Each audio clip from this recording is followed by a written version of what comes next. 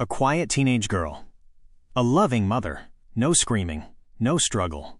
Just a cold, calculated murder, and a smile that haunted everyone who saw it. Before we continue, let me take this opportunity to thank you so much for supporting our channel. Just choosing to watch our video means a lot to us. Before we go any further, tell us where are you watching from. Drop your city or country below. And don't forget to like and subscribe if this is your first time here. The house on Willowcrest Drive looked like every other home on the block. White siding, trimmed hedges, a narrow porch where wind chimes clicked softly in the afternoon breeze. Neighbors passed it every day without slowing down, without wondering what kind of life unfolded behind the front door.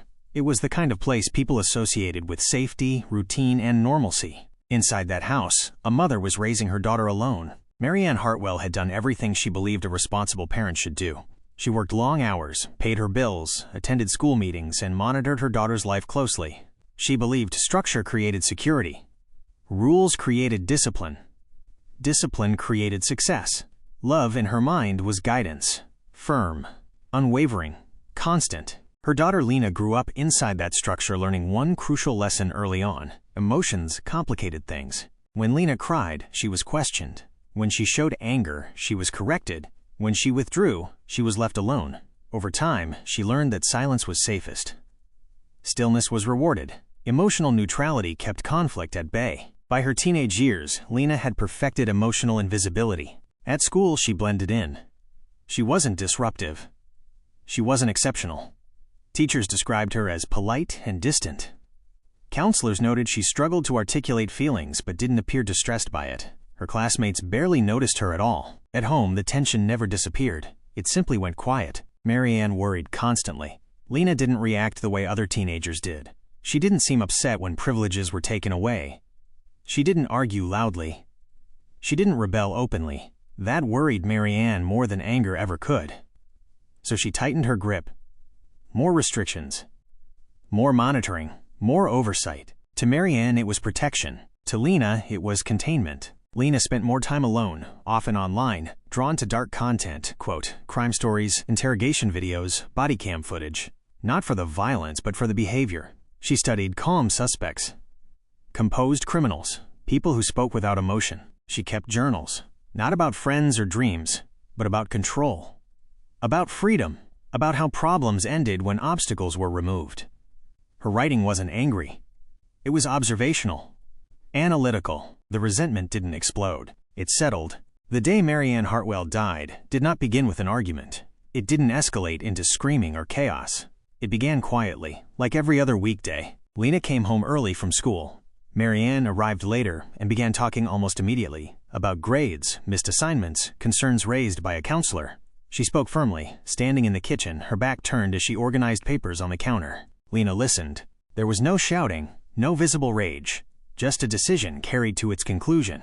The attack was fast and deliberate. Forensic evidence later showed there was no struggle, no hesitation. The wounds were precise, forceful, repeated. Mary Ann never had a chance to defend herself. When it was over, Lena stood still. She washed her hands, changed her clothes, sat down on the couch and waited. When police arrived, alerted by a concerned coworker who couldn't reach Mary Ann, they expected panic, confusion, hysteria. Instead, they found a teenage girl sitting upright, calm, composed. "Where's your mother?" an officer asked. "In the kitchen," Lena replied. Her tone was neutral, informational. Officers followed the hallway and were met with a scene so violent it stopped them in place. Blood pooled on the floor. The silence felt unnatural. When they returned to the living room, Lena hadn't moved. As she was escorted outside, neighbors watched from behind curtains. Cameras rolled. And in one moment, a moment that would later circle the world, Lena looked directly into a police body camera and smiled. It wasn't nervous. It wasn't accidental. It was deliberate. At the station, Lena didn't deny what she had done. "I did it," she said calmly. She answered questions clearly. She didn't ask for a lawyer. She didn't ask about her mother. When asked why she killed her, Lena gave an answer that chilled everyone in the room. "She wouldn't stop controlling me." There was no anger in her voice, no grief, no regret. Psychologists were brought in almost immediately.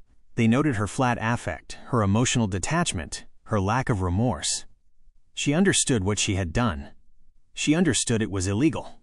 She simply didn't feel it was wrong. To Lena, the act wasn't violent. It was corrective. As investigators examined her life, warning signs emerged. Years of emotional distance, fascination with violent crime, journal entries focused on autonomy and finality.